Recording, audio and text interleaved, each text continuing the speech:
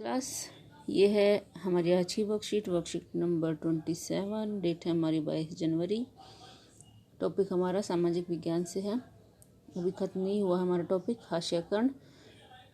तो हास्यकर्ण का टॉपिक हमारा चल रहा था, तो आज हास्यकर्ण से निपटना टॉपिक आया हुआ है कि हास्यकर्ण से कैसे निपटा जा सकता है। हास्यकर्ण के बारे में आपको बता दिया गया है। हास्यकर्ण होता क्या है आप सबने सुना भी है, काम भी किया है, तो अच्छे से आगे होगा आपको। तो आइए हम देखते हैं आज के टॉपिक में क्या है। अनुसूचित जाति और अनुसूचित जनजाति और आदिवासियों के अधिकारों की रक्षा कैसे की जा सकती है, क्योंकि हास्यकर्ण पर तो यही लोग रहते हैं ना। इन्हीं लोगों को समाज से एक अलग हिस्से में रख दिया जाता है कि हमें इनसे दूर रहना है। तो फिर देखते हैं कैसे कर सकते हैं। हमारे देश में हास्याई समुदायों के लोगों को भेदभाव और शोषण से बचाने के लिए सरकारी नीतियों के अलावा कई कानून भी बनाए गए हैं, जिनमें इस समूह के लोगों के अधिकारों की रक्षा के प्रावधान हैं। इनमें से कुछ निम्न प्रकार हैं।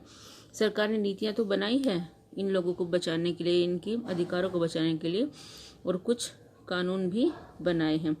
तो आइए हम देखेंगे। अब एक कानून बनाया है अनुसूचित जाति, जिसे हम इंग्लिश में SC भी बोलते हैं, अनुसूचित जाति ST बोलते हैं। अधिनियम 1989 अत्याचार निवारण के, उन पर किए गए अत्याचार का निवारण कैसे किया जा सकता है। तो चलिए देखते हैं आज कानून क्या है ये।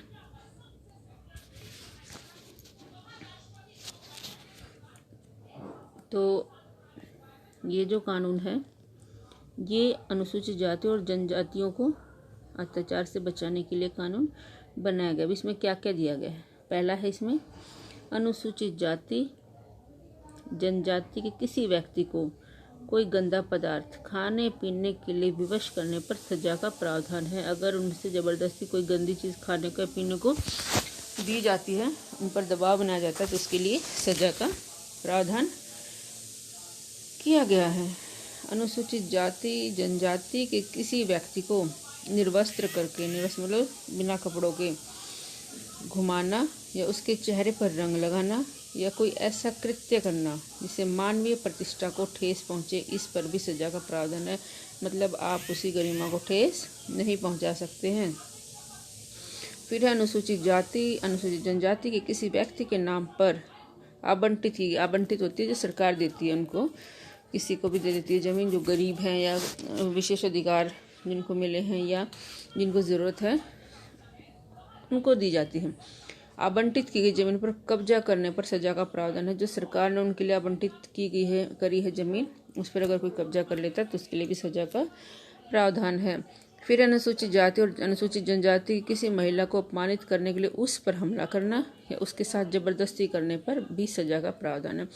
महिलाओं के साथ भी दुर्व्यवहार नहीं कर सकते।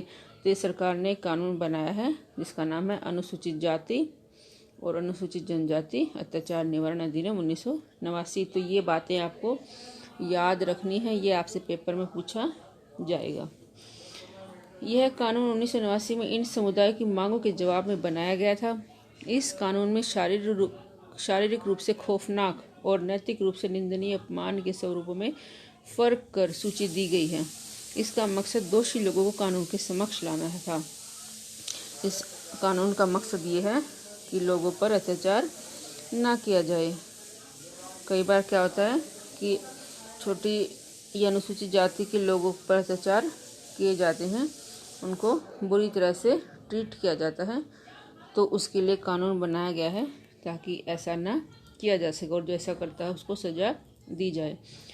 नेक्स्ट है हमारा आदिवासियों की मांग और 1989 का अधिनियम क्या था। 1989 का अधिनियम एक और वजह से महत्वपूर्ण है।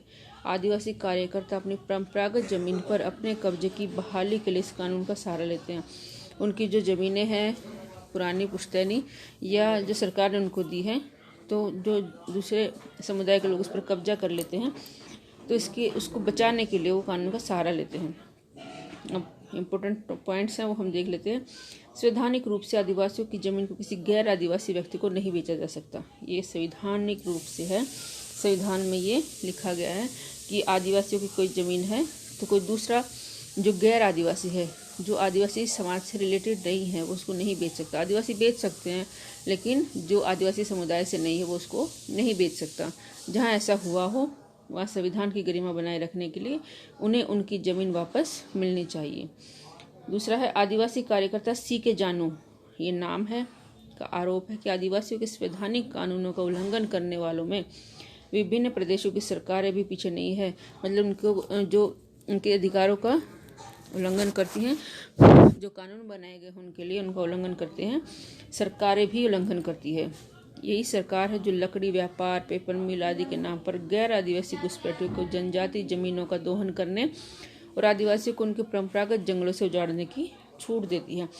जो आदिवासियों की ज़मीन है वहाँ पर गैर आदिवासी समुदाय के लोग चले जाते हैं, घुसपैठ करते हैं और उनकी ज़मीन को हड़प लेते हैं, जंगलों को उजाड़ देते हैं। तो ये किसकी शय पर होता है? वहाँ की सरकारों की शय पर। उसके बाद है इसके अलावा जंगलों को आरक्षित या अभयारण्य घोषित करके भी लोगों को वहाँ से बेदखल किया जा रहा है। मतलब जंगलों को रिजर्व कर देता है कि जानवरों के लिए रिजर्व है या यहाँ पर कोई भी नहीं आ सकता, आदिवासी लोग नहीं आ सकते हैं, तो इससे भी उनको वहाँ पर भगा दिया जाता है वहाँ से। सुश्री जानू का यह भी मानना, सुश्री मतलब कुमारी, तो ये जानू जो है सी के जानू जो महिला हैं का यह भी कहना है कि जब सरकार आदिवासियों से छीनी गई जमीन पर औद्योगिक या अन्य परियोजनाओं के निर्माण के लिए बेहिसाब पैसा खर्च कर सकती है तो इन विस्थापितों को पुनर्वास देने के लिए मामूली सा खर्चा करने में क्यों हिचकिचाती है। सुश्री जानू ये कहती है जब उनसे ज़मीन छीन ली जाती है, वहाँ पर फैक्ट्री बसाई जा सकती है, उस पर खर्चा किया जा सकता है, तो इन लोगों को कहीं दूसरी जगह रख के उनको वहाँ पर बसा के वहाँ पर तो खर्चा सरकार कर सकती है, तो सरकार ऐसा कर सकती है। इससे क्या होगा, जो आदिवासी लोग हैं वो अपने आप को समुदाय से अलग नहीं समझेंगे।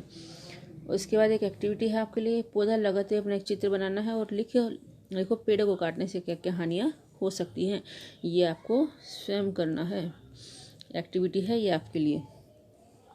अब देख लेते हैं क्वेश्चन क्या है। तो क्वेश्चन तो हमारे जो हैं वर्कशीट से ही आते हैं, तो अगर आप अपने वर्कशीट अच्छे से समझ ली तो क्वेश्चन आप अच्छे से कर सकेंगे। पहला क्वेश्चन है अनुसूचित जाति और अनुसूचित जनजाति कानून बनाने की ज़रूरत क्यों पड़ी? तो उनके अधिकारों की रक्षा के लिए और ताकि कोई भी उन पर अत्याचार ना कर सके, इसके लिए इस कानून की ज़रूरत पड़ी। अनुसूचित जाति अनुसूचित जनजाति कानून 1989 के मुख्य बिंदु कौन से हैं? तो उनके अधिकारों की रक्षा करना, कोई उन पर अत्याचार ना कर सके, कोई उनको महिलाओं के साथ दुर्व्यवहार ना कर सके, तो ये सब आपको यहाँ पर लिखना है। आदिवासियों को उनकी ज़मीन क्यों वापस मिलनी चाहिए? क्योंकि उनको समाज में हाशिए पे रखा जाता है, उनको समाज का हिस्सा नहीं माना जाता। अगर उनको उनकी ज़मीनों से बेदखल कर दिया जाता तो उनको बसाने का जिम्मा भी सरकार को लेना चाहिए। लास्ट क्वेश्चन, अपने अनुभव के आधार पर बताइए आदिवासियों की मदद के लिए आपके क्या सुझाव हैं? तो ये आपको स्वयं करना है। आप क्या सुझाव दे सकते हैं, अपनी समझ से आपको यहाँ पर लिखना है। तो ये थी हमारी आज की वर्कशीट। आज की वर्कशीट में इतना ही, इसको देखिए और ध्यान से कर लीजिए।